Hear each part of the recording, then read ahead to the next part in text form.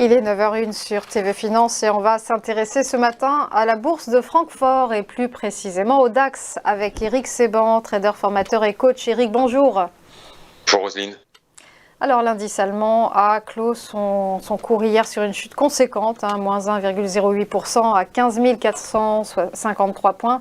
Le DAX qui sort de quelques semaines difficiles mais qui finalement limite ses pertes sur les 5 derniers jours.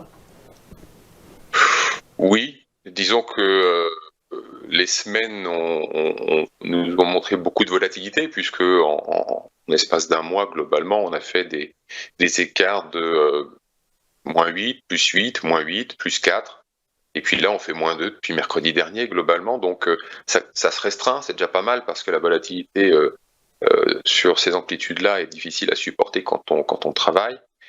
Bon, c'est un manque de densité principalement qui explique ces mouvements, beaucoup de spéculation à la manœuvre, et puis des niveaux, nous sommes dans une zone finalement qui est assez latérale depuis plusieurs mois, donc depuis le mois de septembre, le DAX latéralise en baissant légèrement, mais toute la zone tous les supports et les résistances de la zone sont connus, archi-connus et ont été traversés plein de fois, donc c'est normal que ça passe comme ça dans le vide. Donc pour le moment, on a une situation qui n'est pas très facile à apprécier parce que le graphique ne donne plus d'indication directionnelle claire. C'est vraiment la méfiance et l'hésitation qui dominent. Donc pas de message particulier, si ce n'est celui, encore une fois, de l'hésitation et de la méfiance, pardon. Justement, avec cette zone de latéralisation qu'on a depuis septembre, on a pu assez facilement anticiper ce qui allait se passer. C'est-à-dire que quand on a anticipé une cassure de 16 000, on a anticipé également qu'il n'y aurait pas de relais parce que justement cette hausse était construite sur la contrainte et non pas sur la conviction. Donc les hausses qui se construisent sur la contrainte ne donnent pas de bonne base pour faire du moyen terme. Donc ça a été bref, pas de surprise de ce point de vue-là. Évidemment, en ce moment, le sujet du jour, en tout cas, c'est la fête ce soir. Voilà, qu'est-ce qu'on va avoir comme nouvelle? Bon, alors tout le monde s'attend évidemment à ce que on parle de hausse des taux, évidemment. Est-ce que ça va provoquer des réactions baissières? Beaucoup s'y attendent en tout cas, mais moi je ne le pense pas du tout. Je pense tout simplement que le marché n'a pas tellement changé de contexte depuis la semaine dernière, que ce soit sur le plan des inquiétudes comme sur d'autres plans, sur tous les plans d'une manière générale, on n'a pas vraiment de changement et c'est pas ce que ce soir sera annoncé qui va changer les choses parce que de toute façon, ça fait déjà très longtemps que les intervenants agissent dans la méfiance, avec méfiance, et donc sont protégés depuis un moment. On en parle, je vous le dis. Toute l'année, ça a été ça, et donc la vulnérabilité au trou d'air est démontrée. Il n'y en a pas eu. Voilà, on l'avait annoncé également, et c'est bien démontré. Donc, on sait aujourd'hui que, on ne sait pas jusqu'à quel niveau de prix, évidemment, les intervenants sont protégés, mais on a quelques indices, notamment la réaction qu'il y a eu sur la zone 15 000, 15 100 pour la troisième fois, quand on a baissé de 8%. Quand on y est retourné, on est remonté très très fort, on est remonté de 8% également, et très vite. Donc on sait que jusque-là, en tout cas dans cette zone-là, pas de panique.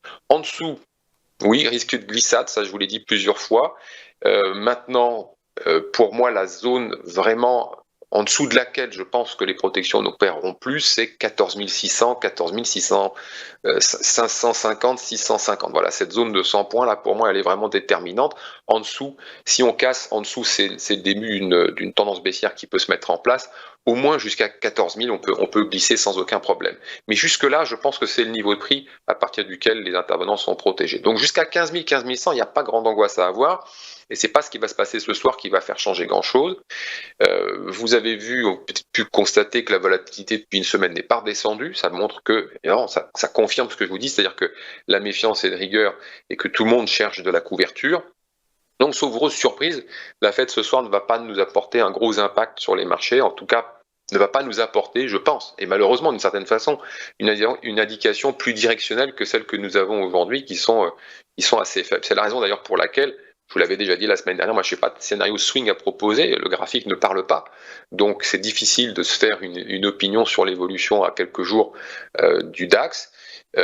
Les options sont chères, donc malheureusement pas de possibilité de monter des stratégies à base d'achat d'options.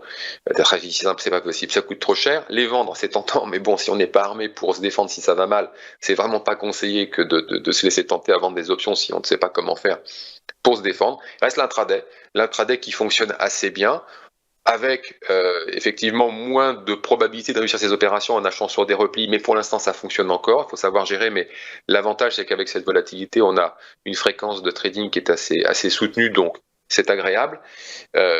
D'une manière générale, à partir de maintenant et jusqu'à la fin de l'année, comme je vous l'ai déjà proposé la semaine dernière, mettez-vous un peu en retrait, réduisez la taille de vos positions, privilégiez l'intraday au swing, parce qu'il n'y a pas de visibilité, et restez vraiment prudent, parce qu'on va rentrer dans une période de turbulence assez voire même très probable. Merci beaucoup Eric Seban pour votre décryptage.